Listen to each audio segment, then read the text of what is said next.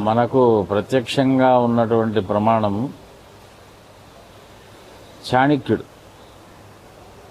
ఆయన ఇట్లా వైదిక ధర్మాన్ని, బ్రాహ్మణ ధర్మాన్ని, సమాజ ధర్మాన్ని అన్నిటినీ కూడా ఏకం చేస్తూ మనకు ఆదిశంకరుల వారు దైవికమైనటువంటి సంపద ఎంత ఇచ్చారో చాణక్యుడు ఇచ్చినటువంటిది పౌరుష సంపద. ఇప్పుడు శివాజీ వారి వీరగాథ మనం తెలుసుకుంటే ఉప్పొంగుతుంది.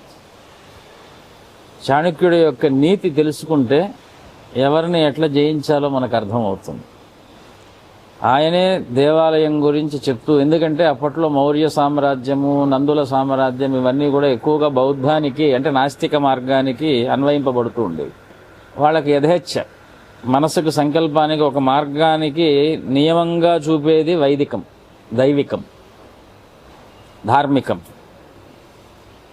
వైదికాన్ని తీసేస్తే మనసుకు బాటను చూపేటువంటి మార్గము లోకంలో పోతుంది. దానికోసం వైదిక, ధార్మిక, దైవిక విధ్వంసన అనేటువంటిది పనిగట్టుకొని కూర్చొని ఉంటారు.